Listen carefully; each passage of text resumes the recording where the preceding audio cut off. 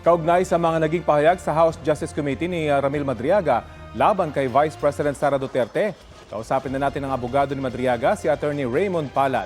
Magandang umaga at welcome po sa Balitang Hali. Good morning, Rapi, at sa mga nanonood sa inyo. Thank you for having me. Opo, kumusta po ang lagay ng inyong kliyente ngayon matapos yung naging pagharap niya kahapon sa Justice Committee kung saan may puntong naging emosyonal po siya? Medyo nag-worry din kami nun kasi before the hearing, medyo mababa ang sugar niya. That's why may naka-standing medical group doon. And meron din kami dalang soft drinks, no?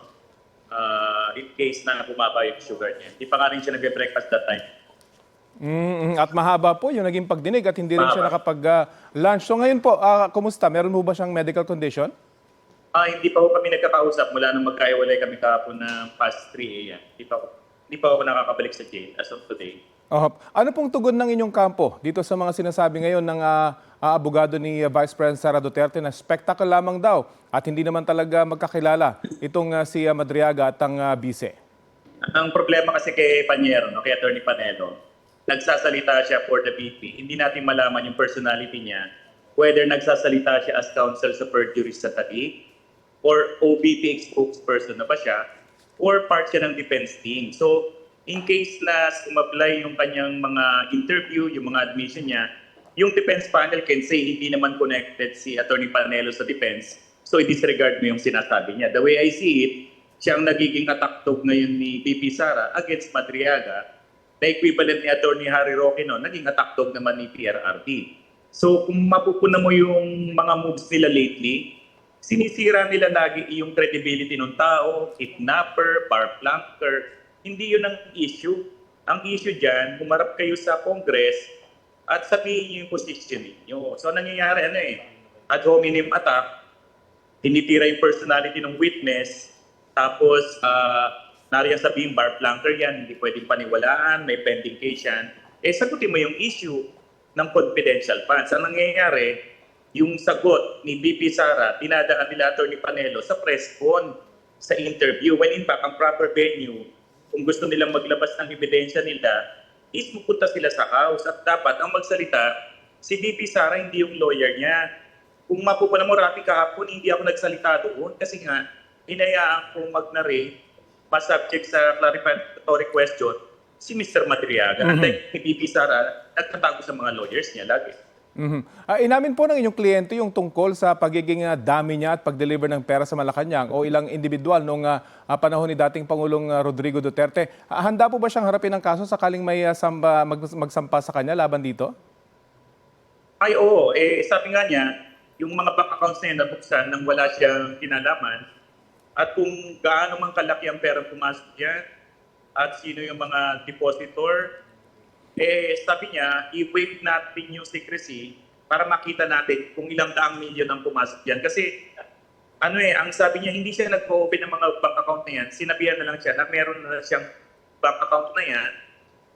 And, grabe, nakita ko yung isang checkbook, talaga may account siya sa China Bank. Hindi lang namin nilagay sa supplemental affidavit yung account number, ang mangyayari ito, imbestigahan ng AMLA, makita natin yung mga bank transfer dyan, yung online transfer, yung bank-to-bank transfer. Saka kung may mga nag-cash deposit dyan, I think may record ang bangko kung sino ng mga depositor niya. So ang sinasabi niyo po doon sa pagpirma niya sa bank secrecy waiver, makikita na magiging ebidensya ito doon sa kanyang mga sinabi doon sa pagdinig? Well, isang pagpapatunay yan na yung sinasabi niya na naging trusted siya ni PRRD, pa'y nagkatiwanaan ng daang-daang milyon, yan yung tinatawag nilang resibo. Sabi mo, binibigyan ka ng pera, o ito bank account, saan natin? Ganun kalakas yung loob ng mama na buksan niyo yung bank account, malaman natin kung gaano kalaking pera ang pumasok yan. Kasi very sure siya, hundreds of millions yan. Active pa po ba hanggang ngayon yung mga bank accounts? Hindi niya sure kasi na-detain po siya ng July 2023. Ang alam niya, may meron siya mga blank checks, na signed blank checks. Kung na-withdraw na yon or na-deactivate na yung account or kung anong status nun, wala po siyang alam. Kasi wala naman po siya passport na hawak. Bukod sa kanya, meron pa po, sino may access nun? Kung alam niya at lalabas po kaya ito kasi sa susunod na pagdinig, yung AMLAC po ay naimbitahan. Iba naman po yung sinabi ni Ramil ng mga Hindi pa naman nung nasa subject ng AMLA yan kasi kahapon lang po kami nag-waiver. Ngayon, kung gagawin ng House na i-subject din yan sa investigation ng AMLA, more than welcome po sir. Sa panayam po ng programang Unang Balita kay Attorney Paulo Panelo, sinabi niyang hindi nga raw po sapat yung ebidensya at video at mga litrato ni Madriaga na kasama niya si VP Duterte bilang patunay raw na magkakilala sila. Ano pong reaksyon niyo dyan? Kasi kahit sa social media talagang sunod-sunod po yung mga lumalabas na ebidensya daw laban sa inyong kliyente. Yung pong sinasabi ni Panyero, tawag namin dyan, yung negative, lang yan, general denial. Hindi ko kakilala, hindi ko nakausap yan. Tapos pag lumabas yung mga videos at photos, sasabihin niya, ay coincidental lang yan kasi campaign. So dapat ang sinabi nila from the start, nagkaroon ng pagkikita yan, pero on a limited basis. Ang diskarte kasi nila, totally walang interaction, hindi kausap, walang inutos. Remember, Rafi, yun ang nangyayari sa House ngayon is merely determination of probable cause. Wala akong pinagkaiba yan sa nangyayari sa proceeding sa piskalya. Yung prosecutor sa ordinary criminal case, katumbas ng House, nagkukondak po sila ng clarificatory questioning. Tinatanong nila yung mga complainants, yung mga ebidensya, yun ang nangyayari sa House.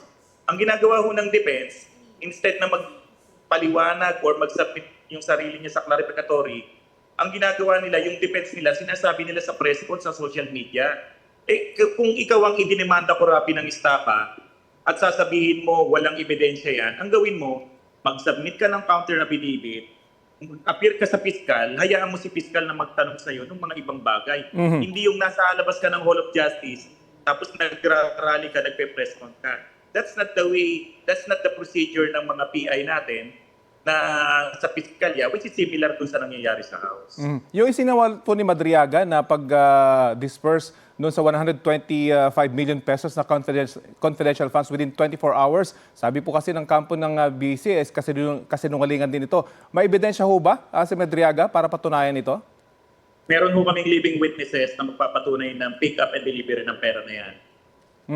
Hindi lang sila hinarap kahapon dahil number one, probable cause determination lang to. Magantay sila, Attorney Panelo, ng mga witnesses sa Senate trial. And I would encourage him na mag-participate siya sa defense and let's see kung paano niya i-cross-examine yung mga living witnesses na magpapatunay ng pick-up at delivery ng pera. Hindi pa naman to trial di ba? Ang nangyayari, press con siya ng press con, hindi naman siya lawyer ng impeachment defense team ni Sara. So, lumilito, parang opinion lang yan ng isang abogado di ba? Sabi din po ni Attorney Panelo, gusto ni Madriaga na maging state witness at para hindi raw siya makulong, kaya niya ito ginagawa. Ano pong masasabi niyo dyan? Narinig ko yan sa isang interview kanina, may pinasya pa siyang text message na nag-text daw si Ramil kay Ram. Natutuwa kami na kino-confirm nila yung existence ng text na yon. Maraming text messages yon. Pero merong misquoted doon si Attorney Panelo, yung ginamit niya yung word na state witness. Pag pinroduce po later on, yung sinasabing nag-uusap si Ramil saka si Nolasco, wala ho yung word na state witness doon. Tinagdag lang ni Attorney Panelo yon, so I would challenge him, ilabas niya sa social media, sa post nila, yung sinasabing text message. Ang konteksto po noon is that dahil lumitaw na sa Quadcom hearing sila Gina Acosta at yung iba pang disbursement officer at sinasabing ibinigay nila yung confidential funds sa security officer, ang context po nun is this, naaawa si Ramil kay Nolasco na nasasampahan na ng kaso sila. Nolasco, another security officer, sasampahan ng kaso plunder. Ang sabi ni Ramil sa kanya, ako na lang ang ituro mo. Aminin mo na sa akin mo binigay yung confidential fund.